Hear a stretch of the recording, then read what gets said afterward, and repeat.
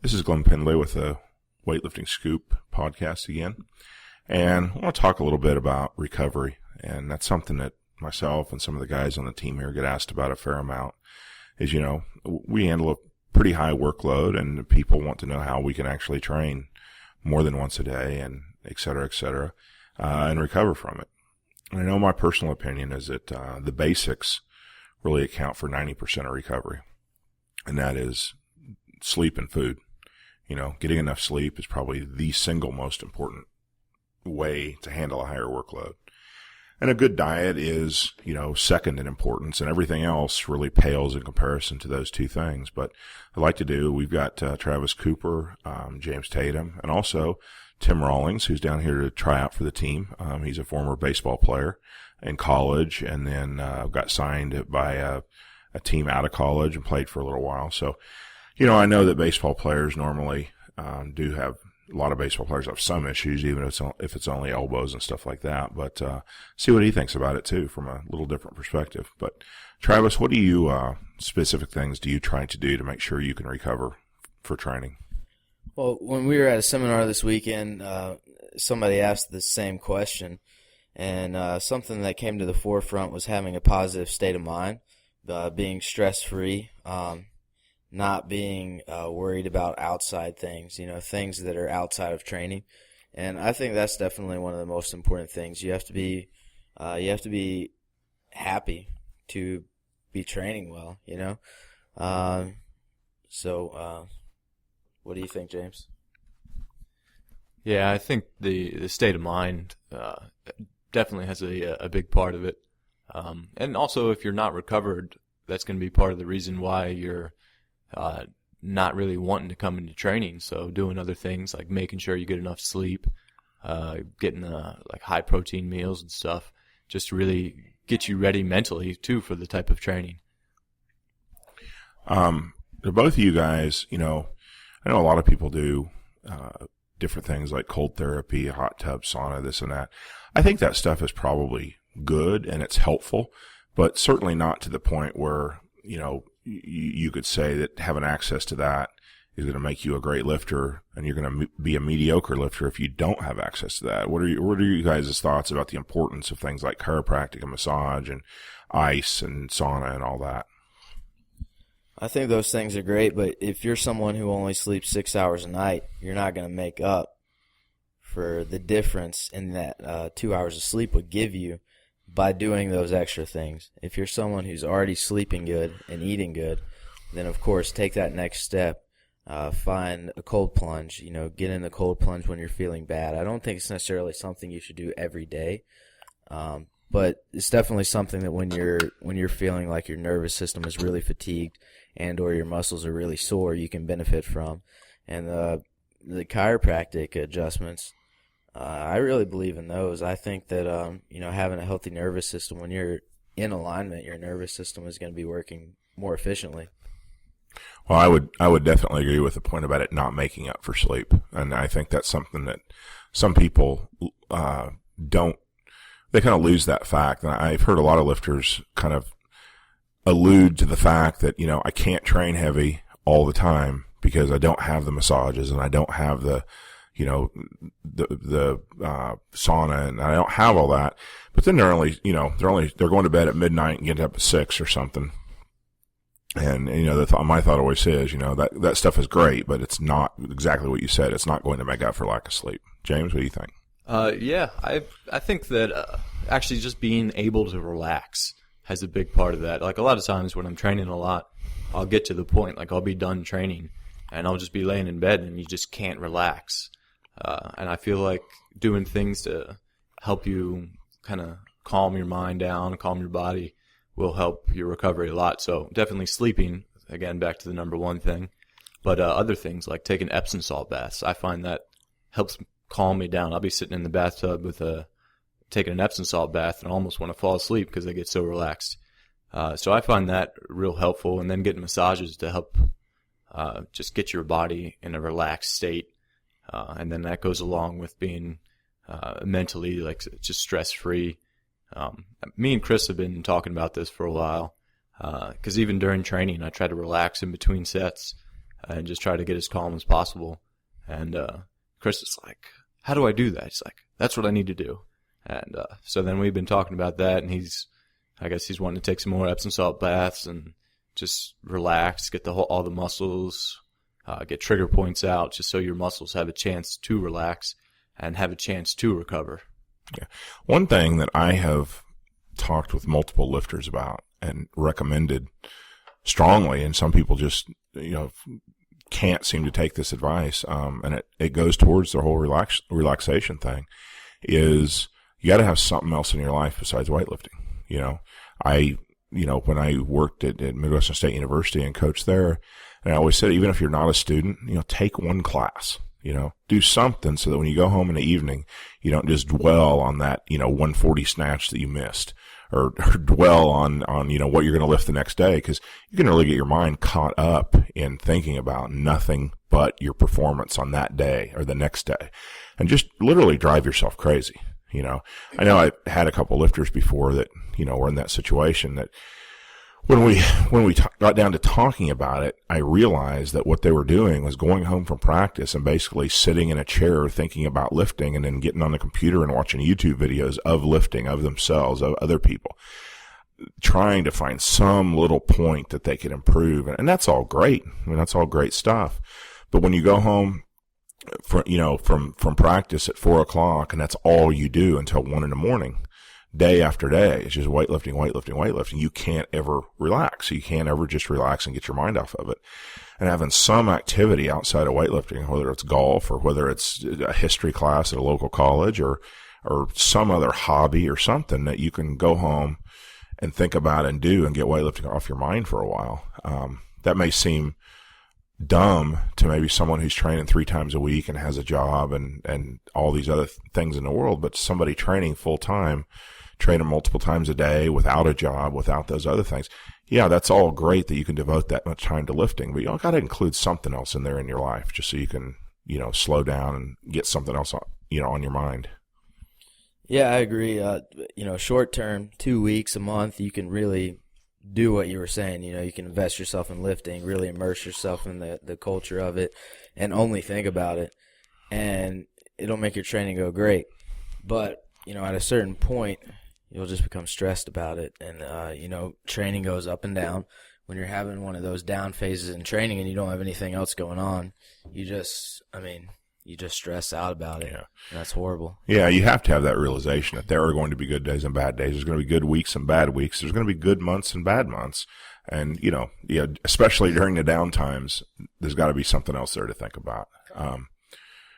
Tim, you haven't done weightlifting full time or for all that long, but going back to the other sport that you played a long time, baseball, what are the things that you thought as a full-time athlete, when you were a full-time athlete, what things did you think helped you the most in, preparing and getting ready for the next day? Well, to be honest, I wish that I knew the stuff that I know now about recovery when I was playing baseball, because I did suffer like a couple injuries, and it wasn't until later in my career that I learned about, something as simple as foam rolling. And I went out and bought my own foam roller, and I would do that before practice, before games. And I noticed a huge difference, just as far as how good my arm felt throwing the ball. I was injury free for, the last couple of years of playing. And that was just the tip of the iceberg. And then when I got into weightlifting, I just learned so much more about recovery, like you guys were talking about, ice baths and, sauna, hot tub, stuff like that, supplements, and I really feel if I knew more about that when I was playing, I would have been a lot better off. It's your nervous system too, like you guys were saying, relaxation is very underrated. A lot of people sit in the gym for a really long time, and then they get out, they're on their phones, they're on the internet, they're getting all worked up about something, and you don't really realize the toll that takes on your nervous system. So I agree 100% that relaxation is key, a big part. So, how did you deal with travel when you played? When I played, I was pretty. It was fine for me. Well, the reason I asked is was even as a coach and doing seminars and things like that, I'm not performing physically, but travel kills me. It absolutely kills me. The time changes when applicable, but just the plane rides, or a long car drive or something like that. I mean, I get back after a weekend doing a seminar and I feel like I'm worthless for a day. And I know the lifters that I take to these seminars, a lot of times they're in front of a crowd at the seminar, and they're lifting heavy, and a lot of times they'll get PRs. Sometimes, sometimes not, but they usually lift pretty well. Even if they're having a bad week in training or beforehand, they'll go and they'll hit good numbers because of the excitement. A crowd of people that have never watched them before watched them, and certainly there's some pressure. They want to put on a good show and show everybody what they can do. But they get back, and they get back on Monday. And Monday afternoon training and Tuesday and Wednesday are pretty much sapped, They're just it seems like the travel takes a toll out of them. And that's always just something that I think it would be very helpful is, anything that could make that travel and that trip less draining. Well, it's like I said, I mean, a lot of times, we'd be on those long car rides and guys would be, all jacked up talking about this, talking about that, texting on the internet. I would just kind of chill. And I think one thing I learned from playing baseball is how to turn it on and turn it off. And I think the same thing kind of applies with weightlifting. If you can kind of turn off your brain when you're not lifting, like you were talking about, just, you don't need to be like dwelling on your lift. You got to have a short memory, just kind of. I think that applies to training too. Yep. Because you can't really get jacked up every single day in training. Yep. You can for a while. Sometimes that happens when you go into a new situation with a new bunch of lifters or whatever. The first few weeks, you're just, going crazy. But long term, that just doesn't work. Right. And I think that one of the keys to recovering in weightlifting, especially when you're training every day and whatnot, is to be able to go into a workout and know that you're just putting the work in. You may not make a PR that day, but you're going to do this weight, this amount of times, really try to do it correctly and leave. And other days you come in and this is the day to try a PR and to really push and get a big number for that day. And I think, if you're going to train in an environment long term, you're going to train full time long term, you got to know the difference and be able to approach some workouts in a fairly workmanlike, low key manner, and then be able to turn it up when you need to. Right. I agree. And that's one of the reasons I tell people I think I took to weightlifting so well. It is very similar to baseball. Like we just talked about, you got to turn it on, turn it off. I mean, baseball, you could be sitting in the outfield for 4 innings, not a ball hit anywhere near you. All of a sudden, you're in a dead out sprint. And if you, don't make the play, you could lose a game. And then also, like I was talking about, short memory. If you miss a lift, some people dwell on it. That gets in their head. Same idea with baseball. You strike out. If you're carrying that last at bat to your next at bat, it's just such a negative mindset. You got to learn to literally just forget about it because you can't change it and make an adjustment. And weightlifting, I really feel is the same way. It's a game of adjustments. Each lift, something can go right, something can go wrong, and being able to pick up on what you did right, did wrong, and adjust from there is key. Well, it sounds like, a current theme here, a constant theme between the three of you guys, which, you guys have very different backgrounds. I mean, Tim, your background is mostly in baseball. Weightlifting is pretty new to you. Travis is kind of the old hand here. He's been training for like 6-7 years. James has been lifting full time for about a year now, training for 2 years, basically. So he's more involved in the sport of weightlifting, but certainly not, doesn't have the history, that Travis has. But all of you are basically saying that one of the big things in recovery is calming down and approaching it correctly from a mental standpoint. Do you guys, would you guys put that at a higher importance than say, the mental aspect obviously seems like you are putting that at a much higher importance than say, taking a sauna or a cold plunge every week?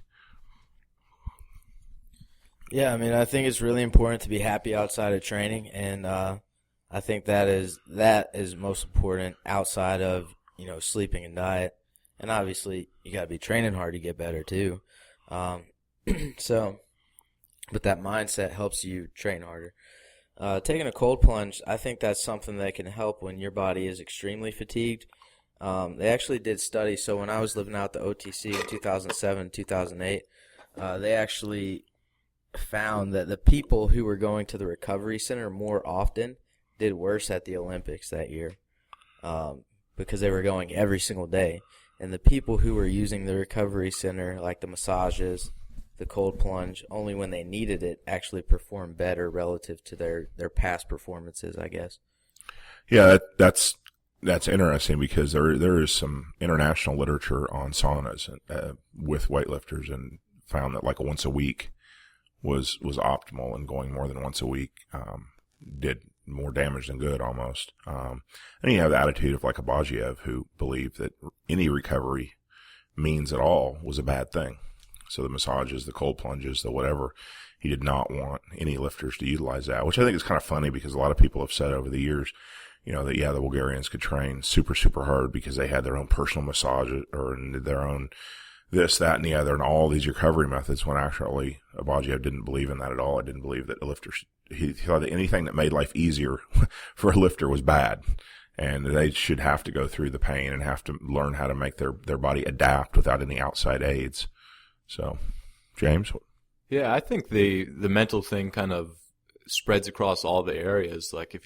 Even if you're having a hard time in training, the mental aspect of knowing that you have to recover, and like knowing where you are, and to be able to just keep coming into practice and put in those, I guess, just the work hours just to get the work in.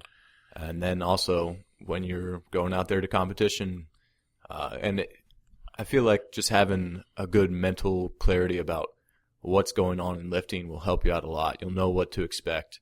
Like if you miss your opener, to not let it bother you. I feel like that's a good thing to practice. But chiropractic is something that I like a lot, because a lot of times, like if just relaxing, that's something that I can do on my own. All this stuff, but then chiropractic, if something goes wrong, and your neck needs to be adjusted, sometimes you just gotta get it adjusted. Yeah, absolutely. We're lucky that we have a very good chiropractor, Dr. Strump, who comes in once a week and gives everybody an adjustment and everything. And he actually comes into the training room. He has a little table that he leaves in the training room, and he comes in and just does it during the workout. Just takes one guy after another and helps them out. I think that's wonderful. We're really lucky there to have that, because I do think that even if you can't notice that, okay, you get worked on by a chiropractor and then you lift more. It's not like something simple as that, but you feel better and you're more comfortable, which over time is going to lead you to lift more. But I want to ask James, the one thing, particularly in the snatch, you miss plenty of snatches in training. I mean, just like everybody else. But since you came here, since I started coaching, you have not missed a snatching competition in like a year. So every competition you've been to, you're 3 for 3 in the snatch. That has to be something mental. I mean, that you're able to kind of turn on when you're on the platform, that isn't there in training. Do you have anything to say about that? How do you do so well at going out there? The opening snatch has to be the most nerve-wracking lift that you do all day, and you have been pretty consistent in going out there and making all your snatches. What do you do mentally to help you do that? Yeah, usually when we go traveling, we'll be in a hotel room and we'll be sitting around for a long time. I like to just sit there, have no distractions, nothing, just kind of be sitting in the hotel room, and then just close my eyes, and I visualize doing the snatch correctly, like the opening attempt. I visualize everything from like how many, the exact plates that are going to be on the bar, and I visualize everything. For collegiate nationals, I visualized 37, 39, 40, and I didn't even take in most of those lifts. I went 37, 39, 41, but just visualizing myself performing that stuff successfully. And so I knew when I go out there on the platform that I'm going to make it, because pretty much I visualized making it a couple hours before the meet. And I think that really helps out a lot, because it's I don't know, it kind of helps me turn it on when I go out there. I go out there with a little bit more confidence, and then really just attack the weight. I don't think about anything in particular when I'm out there. I think about all that stuff a couple hours before the meet. so nothing really interferes. I got you. I know visualizing doesn't seem to work for everybody, but it works for you, and you found a way to do something that works. And so I think that's absolutely great. Anybody have any other little tidbits to add about recovery? Yeah, I take a few supplements. Again, just things to help me relax, mostly magnesium and things to help me go to sleep, and mostly just Whiskey and Valium? not lately. Not lately. Okay, so we're a little less hardcore there, huh? Yeah. But yeah, hard to know what to say after that one, right? Yeah, works for some people, I guess. Yeah, it's just pretty much, again, things that help me sleep better, and that's really well. I think magnesium supplements at night help a lot of people. That's something I've known a lot of lifters that did that, and it was helpful, and not just getting to sleep, but just physically relaxing. Physically letting go of tension and all that. It seems to be helpful. Travis, you have anything else to add? Yeah, I mean, I think that I took ZMA and Sleepy Time Tea. Just things, nothing other than just things that help you aid getting to sleep. Because if you stay up, thinking about things and sometimes you can't go to sleep, just taking something that gets you to sleep earlier. And I mean, that just goes along with getting enough sleep, right? Yeah, I guess those are the main things. Tim, anything else to add? Yeah, going to sleep. I mean, if you can get on like a consistent schedule, that helps a lot. Trying to go to bed at the same time every night. And then as far as the rest of recovery, I mean, the biggest thing that I always, tell people when they ask me is, if you can get, everything running on all cylinders as far as your sleep, your eating, your supplements, your mobility type stuff, and then your training. I think a lot of people are so focused on the training, which obviously is a huge part, but you need to also remember the other things are very important pieces too. And if you can get all of them on, running on all cylinders, then you're going to be training pretty well. I was going to say that I think when massages and chiropractic are most important is when you're trying to work on a specific mobility issue. So I think it's even more important to work with a good massage therapist when, say, you're trying to focus on changing the position where you catch the bar, getting the shoulders back. Then it's really important that you get a lot of work done to relax those muscles. But once you can physically get in that position, I don't think it's as important to work with the massage therapist as often. I mean, it's still important to get in there sometimes, but most important when you're trying to make a physiological change. Yeah, that's good. So I think actually, when I'm as guilty as anyone in years past, especially, of thinking there's some magic recovery method that if I only had a cold plunge more often, I'd be a better lifter. If I only had a massage therapist that I could afford to go to, more often, that was the missing link. And I think the good thing of it is talking to these guys that are actually, training full time, and they're kind of in the trenches as far as having to recover, that the main things that they're talking about are the things that are really available to almost anyone, which is getting enough sleep, trying to live a stress-free life and having a positive mental outlook, a good diet, and then everything else is extra. But those things are the most important things.